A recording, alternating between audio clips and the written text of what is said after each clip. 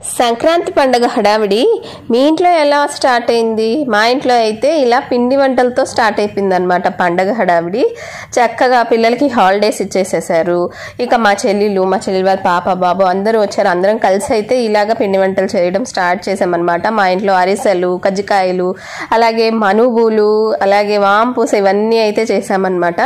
So ఈ పిండి వంటలు చేయడం అయితే నాకైతే అస్సలు రాదండి. ఫ్రాంక్గా చెప్పాలంటే నేను ఎప్పుడు చేయలేదు. ఎప్పుడు అమ్మ కానీ అత్తమ్మ కానీ చేసి పంపిస్తూ ఉంటే తినడం తప్పితే మనకి చేయడం రాదనమాట. సో ఈసారి అయితే నేర్చుకున్నాను నేను. సో అలాగా నేర్చుకొని ఇలాగ నాలాగా చేయడం రాని వాళ్ళకి ఈ వీడియో షేర్ చేస్తే యూజ్ అవుతుందని అయితే షేర్ చేస్తూ ఉన్నాను.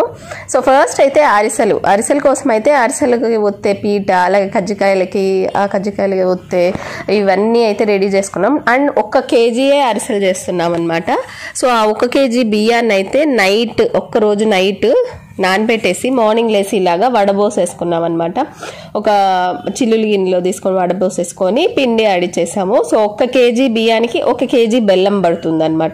సో 1 కేజీ బెల్లాన్ని అయితే చక్కగా దంచి పెట్టేసుకున్నాం అనమాట చిన్న చిన్న ముక్కలుగా. సో ఆ రోజు మార్నింగ్ లేసాక బియ్యం ఇలాగా పిండి ఆడిచ్చేసుకున్నాను. అండ్ అలాగే వాంపూస కోసం అయితే పచ్చెనపప్పు కూడా 1 కేజీ తీసుకెళ్ళి అదే టైంలో పిండి పట్టించేసుకున్నాను అనమాట. యాక్చువల్గా పాకం పట్టడం అయితే అమ్మకు కూడా రాదనమాట. సో పర్ఫెక్ట్గా పాకం పట్టడం రాదు కాబట్టి మా అపార్ట్మెంట్లో శ్వేతక్కకి అయితే బాగొచ్చు కాబట్టి అక్కనైతే పిలిచాము. అక్కే పాకం పట్టించింది మాకు. సో ఫస్ట్ అయితే ఇలాగా బెల్లం కరగబెడుతుంది అనమాట అక్క. కరగబెట్టిన తర్వాత దీంట్లో ఏమన్నా నలకలు అవి ఇవి ఉంటాయి కదా. సో అందుకని కరగబెట్టి వడపోసుకొని దాని తర్వాత మనం పాకం పట్టాలి అని చెప్తుంది. సో ఇలాగ కరిగిన తర్వాత అయితే ఒక ఇత్తడి గిన్నెలోకి అయితే మనము కొంచెం పెద్దదిగా ఉండే గిన్నె తీసుకోవాలి. ఎందుకంటే దీంట్లో పాకం పట్టాక మనం ఆ బియ్యం పిండిని కూడా వేస్తాం కాబట్టి కొంచెం పెద్దదిగా ఉండే ఇత్తడి గిన్నెని తీసుకున్నాము. అండ్ ఈ బెల్లం అంతా వచ్చేసి కరిగిన బెల్లం సిరప్ని దీంట్లో వేసుకొని ఫస్ట్ పొయ్యి మీద పెట్టంగానే దండం పెట్టుకోవాలన్నమాట. మనము అరిసెలన్నీ బాగా రావాలని చెప్పేసి దండం పెట్టుకొని దాని తర్వాత స్టార్ట్ చేయాలి. సో ఇలాగా కొంచెంగా పాకం ఇలా తెల్లుతూ ఉన్నాక కొంచెం కలర్ చేంజ్ అవుతుంది అనమాట. ఇలాగా బబుల్స్ అవి తగ్గి ఇలాంటి టైంలో మనం చాలా కేర్ఫుల్గా ఉండాలి. సో ఇది కలుపుకోవడానికైతే ఇలా తెడ్డునే యూజ్ చేస్తాము. గరిటెలు అవన్నీ పిండి వేసాక కూడా మనము కలపలేం, ఇదైతే స్ట్రాంగ్ ఉంటుంది కాబట్టి. సో లాస్ట్కి వచ్చేటప్పటికి ఇంకా ఫాస్ట్గా కలుపుతూ ఉండాలి. అండ్ పాకం వచ్చిందా లేదా తెలియాలంటే ఇలాగా మనం వాటర్లో వేసి చెక్ చేసుకుంటూ ఉండాలన్నమాట. సో అక్క ఏం చేసిందంటే ఒక ఇడ్లీ ప్లేట్ ఉంటుంది కదా, ఆ ఇడ్లీ ప్లేట్ని అయితే తీసేసుకొని కొంచెంగా వాటర్ వేస్తూ ఉందన్నమాట. మనకి పాకం వచ్చిందా లేదో తెలుస్తుంది. సో ఇంకా అయితే పాకం అయితే రాలేదు. సో ఈ టైంలో ఏంటంటే ఒక్కొక్క నిమిషానికి పాకం అనేది చేంజ్ అయిపోతూ ఉంటుంది. సో మనం చాలా అలర్ట్గా ఉండాలి. అలర్ట్గా ఉండి కొంచెం చెక్ చేసుకుంటూ ఉండాలన్నమాట. సో మళ్ళీ కొంచెం తీసుకొని ఇలా కొంచెం వాటర్ వేసింది. సో లైట్గా లేత పాకం వచ్చిందనమాట. ఇదేంటంటే కొబ్బరిడలకైతే సరిపోతుంది అని చెప్తుంది అక్క. సో ఇంకొక 2 మినిట్స్ అయ్యాక మళ్ళీ చెక్ చేసుకుంటూ ఉంటే ఈ అయ్యే లోపల మా చెల్లెలు అందరం అయితే మాట్లాడుకుంటూ ఉన్నామన్నమాట అన్ని విషయాలు అవి ఇవి. సో ఇప్పుడైతే పాకం వచ్చేసింది అనమాట. అది ఎలా తెలుస్తుందంటే మనకి కొడితే టంగ్ అని శబ్దం రావాలన్నమాట. కొంచెం గట్టిగా ముద్దలాగా అవుతుంది, శబ్దం వస్తుంది టంగ్ అని. సో అలా సౌండ్ వచ్చాక మనమైతే స్టవ్ ఆఫ్ చేసుకోవాలి. వెంటనే వచ్చేసి పాకం వచ్చాక దాంట్లో వచ్చేసి కొంచెం గసగసాలను అయితే దానికేం కొలతేం లేదు, కొద్దిగా అలా వేసేసి ఆ బెల్లం పాకంలో కలిపేసుకొని ఇక ఫాస్ట్గా మనము పిండి వేసుకుంటూ పిండి ఉండలు కొట్టకుండా తిప్పుతూ ఉండాలన్నమాట. స్టవ్ మీద పెట్టి తిప్పాలంటే కొంచెం కష్టం, అందుకే కొంచెం కింద పెట్టేసేసి మా చెల్లి గట్టిగా పట్టుకుంటే శ్వేతక్క అయితే ఫాస్ట్గా తిప్పుతుంది, అమ్మ అయితే పిండి వేస్తూ ఉందన్నమాట. సో ఇంకా మనం కన్సిస్టెన్సీ చూసుకోవాలి, ఇలాగా కన్సిస్టెన్సీ రావాలి. ఇప్పుడైతే కొంచెం లూజ్గా ఉంది కదా, సో కొంచెం చల్లారిన తర్వాత అయితే గట్టిపడిపోయింది. సో ఇలా ఉండాలన్నమాట కన్సిస్టెన్సీ. సో ఆ కన్సిస్టెన్సీ అలా వచ్చేంత వరకు మనము పిండి వేసుకొని అందులో పైన కొంచెం నెయ్యి కానీ నూనె కానీ వేసి అలా వదిలేస్తే 1 అవర్ తర్వాత చల్లారిపోతుంది. చల్లారిన తర్వాత మనము అరిసెలు చేసుకోవాలి. సో దీంట్లో వచ్చేసి మేము ఏం చేసామంటే ఒక బాండెట్లో ఒక 3 టేబుల్ స్పూన్ నెయ్యి వేసి దాని తర్వాత ఆయిల్ వేసుకున్నాం. నెయ్యి నూనె 2 కలిపి చేస్తుంటుంది అమ్మ. సో అలా చేసాము. సో ఇప్పుడు ఏం చేసామంటే పాకాన్ని అయితే ఒక ప్లేట్లో తీసుకున్నాం కొంచెము. అండ్ అరిసెలు ఒత్తడానికైతే అరిసెలు ఒత్తేది, తర్వాత అరిసెలు పామడానికి ఒక బట్టర్ పేపర్ని అయితే రెడీ చేసుకున్నాను. అండ్ ఒక ఆయిల్ అబ్జర్వ్ చేయడానికి కొంచెం ఒక ప్లేట్లో టిష్యూస్ కూడా వేసి పక్కన పెట్టేసుకున్నాను అనమాట. సో ఇలాగా మనము అరిసెలను అయితే బట్టర్ పేపర్ మీద చక్కగా ఒత్తేసుకోవాలి. మరీ లావుగా ఉండకూడదు, అలాగని మరీ పల్చగా ఉండకూడదు, మీడియంగా ఉండాలి. ఇలాగ ఒత్తిన తర్వాత ఇంకా మనము ఆయిల్లో వేసుకొని ఫ్రై చేసేసుకోవాలన్నమాట. ఇలా ఫ్రై చేసుకున్న దాన్ని మనము ప్రెస్లో తీసుకొని ప్రెస్ చేసేస్తే ఆయిల్ అంతా వచ్చేసేస్తే మనకి ఈ కలర్లో రావాలన్నమాట. మనకి ఈ కలర్లో వస్తే పర్ఫెక్ట్గా కుక్ అయినట్టు. సో నేనైతే ఇవి వేగిస్తూ ఉన్నానన్నమాట బాండట్లో. అమ్మ అయితే ఒత్తుతూ ఉంది. అండ్ మా చెల్లి అయితే ఇలాగా ఆయిల్ ట్రేలో ఆయిల్ తీస్తుంది అనమాట. ఈ 3 పనులలో మాకైతే కష్టమైన పని అయితే ఇదే.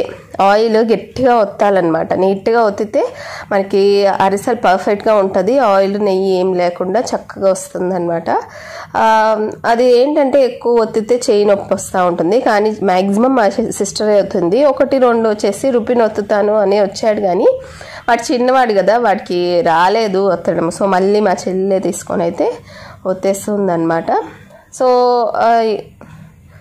ఇదిగోండి రుపిన్ ఇలాగా దాని మీద ఎక్కి జంప్ చేస్తున్నాడు చూడండి. ఈ పిల్లలు తెలియదు కదా, వాళ్ళు ఏంటంటే అందులో మగపిల్లలకి ఇంకా అస్సలు తెలియదు అనమాట. ఏదో ప్రయోగాలు చేస్తుంటారు, దాని మీద కూడా ఫైటింగ్ చేస్తూ ఉంటారు. సో ఇక 2 ఒత్తాక నువ్వు ఇంకా ఒత్తక్కర్లేదు, టేస్ట్ చెయ్యి, టేస్ట్ చేసేసి ఎలా ఉందో చెప్పి వెళ్ళిపో అని చెప్పామన్నమాట. సో ఇలాగా అరిసెలన్నీ 1 by 1 లేయర్స్గా టిష్యూస్ పెట్టుకుంటూ మేమైతే చేస్తూ ఉన్నాము. అరిసెలు ఒత్తడం రాని వాళ్ళు ఏం చేయాలంటే, మా అమ్మ ఒక టెక్నిక్ చెప్తూ ఉందన్నమాట. ఒక ప్లేట్ని బోర్లించేసి దానిపైన బట్టర్ పేపర్ కానీ ఇంకేదైనా తీసుకొని పేపర్ కానీ దాని మీద ఒత్తామనుకోండి, మనకి సర్ఫేస్ అనేది పర్ఫెక్ట్గా ఉంటుందన్నమాట. అప్పుడు ఈజీగా వచ్చేస్తుంది. ఇది ఒక టిప్ అనమాట. అంటే అరిసెలు అసలు ఒత్తడం రాని వాళ్ళు ఇలా చేసుకుంటే ఈజీగా ఒత్తేసుకోవచ్చు అనమాట. అరిసెలు వేడి వేడిగా తిన్నామంటే భలే ఉంటాయి టేస్ట్. చల్లారిన తర్వాత ఒక టేస్ట్, వేడి మీద ఇంకో టేస్ట్ ఉంటాయి అన్నమాట. చాలా బాగా వచ్చాయి, చాలా బాగా కుదిరాయి ఈ అరిసెలు ఈసారి. సో ఈ విధంగా అయితే అరిసెలను అయితే 1 kg అరిసెలే కాబట్టి మార్నింగ్ నుంచి ఆఫ్టర్నూన్ వరకు చేసాము, అయిపోయాయి. సో ఎక్కువ అయితే చేయదలుచుకోలేదండి, ఎందుకంటే అమ్మకు కొంచెం చేయి నొప్పిగా ఉంది, మెడిసిన్స్ అవి వాడుతూ ఉంది దానికోసము. సో అందుకని నాకు మా సిస్టర్కి అయితే అసలు చేయడం రాదు, ఇదే ఫస్ట్ టైం చేయడం. అందుకనే కొంచెం క్వాంటిటీసే చేసామన్నమాట. సో నెక్స్ట్ అయితే ఆఫ్టర్నూన్ వామ్ పూస్ చేసుకుందామని చెప్పేసి ఇలాగ ఒక 100 గ్రాముల వామునైతే ఏం చేయాలంటే మిక్సీ చేసుకోవాలి. ఈ వామ్ పూస వేసుకునే చుట్లు ఉంటాయి కదా, ఆ చుట్లు చాలా సన్నగా ఉంటాయి కాబట్టి వామ్ ఎక్కడైనా ఇరుక్కుందంటే కొంచెం లావుగా ఉండి ఆ పిండి తిగదు. అందుకనే నీట్గా ఇలాగా మనము జల్లించేసుకోవాలన్నమాట. శనగపిండి 1 kg అయితే ఒక 50 గ్రాముల వరకు మనం ఏంటంటే వాము పొడిని కూడా వేసేసుకొని ఏ మాత్రం కూడా లమ్స్ ఏం లేకుండా నీట్గా జల్లించుకోవాలన్నమాట. లేకపోతే ఆ చుట్లల్లో నుంచి దిగదు. సో ఇంకా దీంట్లో వచ్చేసి ఉప్పు కారం యాడ్ చేయాలి. సో 1 kg శనగపిండికి అయితే 4 స్పూన్లు అయితే ఉప్పు పడింది అనమాట. నేను చూపిస్తున్నాను కదా చిన్న స్పూన్, దాంతో అయితే 4 స్పూన్ ఫుల్ పడింది. కారం కూడా ఒక 4 స్పూన్స్ పడింది. మేమైతే ఇక్కడ 3 మ్యాంగోస్ మిర్చి పౌడర్ వాడాము, అందుకే చాలా రెడ్గా ఉంది. యూజువల్గా ఏం చేస్తామంటే మేము దేశీ మిరపకాయలు ఉంటాయి కదా, ఎండు మిరపకాయలు, అవి తెచ్చి మిక్సీకి వేసేసి మిషన్కి పంపించేసేసి ఆ మిరప్పొడిని యూజ్ చేస్తూ ఉంటాము. కానీ మేము అనుకోకుండా ఇలా స్టార్ట్ చేసామన్నమాట. ఇప్పుడైతే ఆ కారం రెడీగా లేదు, అందుకనే 3 మ్యాంగోస్ మిర్చి పౌడర్ని ఒక 4 టీ స్పూన్స్, పెద్ద టీ స్పూన్స్ 4 టీ స్పూన్స్ అయితే కరెక్ట్గా సరిపోయింది మాకు.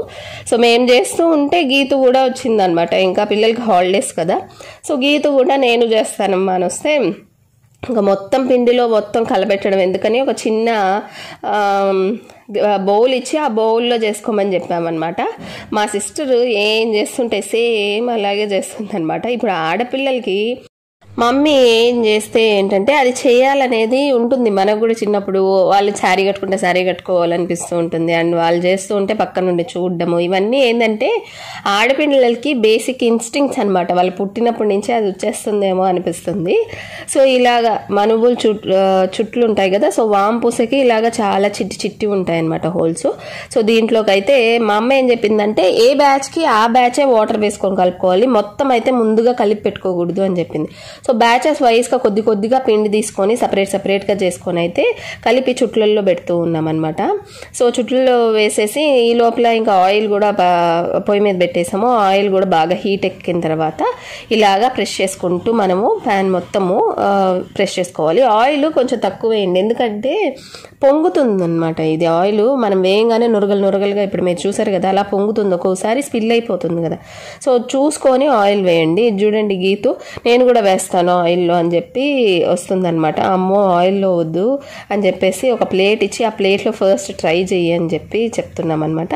సో ఇలాగా మనకి వాంపూస్ అయితే తీసి చూస్తే మనకి కటక్ అని విరగాలన్నమాట. సో అండ్ అంతేకాకుండా మనకి ఆ బబుల్స్ అనేవి తగ్గిపోతాయి, అప్పుడు అది కుక్ అయిపోయినట్లుగా అనమాట. సో ఇలా చేస్తూ ఉంటే కియాన్షు రుపిన్ కూడా వచ్చారనమాట. సో కియాన్ష్కి అయితే ఒక చిన్న బౌల్లో వాంపూస్ ఇస్తే చాలా బాగా నచ్చిందనమాట. అరిసెలు అంత ఇష్టంగా తినలేదు కానీ వాంపూస్ భలే ఇష్టంగా తిన్నారు. సూపర్ అని చెప్తూ ఉన్నాడు. ఒక కార్నర్లో అయితే కూర్చొని కిచెన్లో తింటూ ఉన్నాడు అనమాట వాంపూస. ఇది చూడండి గీతు ఒక బౌల్ ఇస్తే ఆ బౌల్లో ఎంత చక్కగా వస్తూ ఉందో. చెప్పాను కదా ఆడపిల్లలకి ఇవి బేసిక్ ఇన్స్టింక్ట్స్ అనమాట. వాళ్ళకి ఎవరు చెప్పక్కర్లేదు, వచ్చేస్తాయి అన్నట్లుగా ఉందన్నమాట. చాలా బాగా వచ్చాయి వాంపూస్ కూడా. టేస్ట్ కానీ ఆ కలర్ కానీ క్రిస్పీనెస్ కానీ అన్నీ చాలా బాగా కుదిరాయి అన్నమాట ఆ రోజు. సో ఇలాగా వాంపూస్ అయితే ఇలాగైతే రెడీ చేసేసాము. సో దీని తర్వాత నెక్స్ట్ డే వచ్చేసి కజ్జికాయలు అలాగే పెరుగు మనుబులు చేసామన్నమాట. ఈ బ్యాచెస్గా మేము వాంపూస్ అంతా అయిపోయిన తర్వాత ఏం చేసామంటే లాస్ట్ బ్యాచ్ ఉంటుంది కదా, ఆ లాస్ట్ బ్యాచ్కి ఇలాగా ఆనియన్ చాప్ చేసి వేసేసుకొని ఒక బజ్జీ లాగా వేసుకున్నాం అనమాట. సో ఆనియన్స్ కొంచెం కారం కొంచెం ఉప్పు వేసేసుకొని బజ్జీలు వేసేసుకున్నాం అనమాట. అంటే మేము ఆఫ్టర్నూన్ స్టార్ట్ చేసాం కదా, సో అవన్నీ వాంపూస్ మొత్తం అయ్యేటప్పటికి ఈవినింగ్ 5:30 అవుతూ ఉండిందనమాట.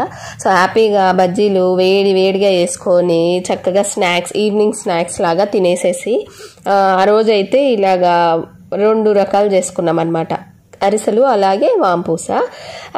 నెక్స్ట్ డే వచ్చేసి కజ్జికాయలు ఒక మంచి టెక్నిక్తో చూపిస్తున్నాను అనమాట. ఇది కూడా మాకు తెలీదు, శ్వేతకే నేర్పించింది. ఇలా 3 చపాతీలు అయితే ఒకటేసారి చేసేస్తే ఫాస్ట్గా అయిపోతాయి అనమాట కజ్జికాయలు. అది ఎలా చేయాలి అదంతా నెక్స్ట్ వీడియోలో అయితే షేర్ చేస్తాను, తప్పకుండా చూడండి ఆ వీడియో కూడా. ఈ వీడియో మీకు నచ్చుంటే లైక్ చేయండి, షేర్ చేయండి, సబ్స్క్రైబ్ చేయండి.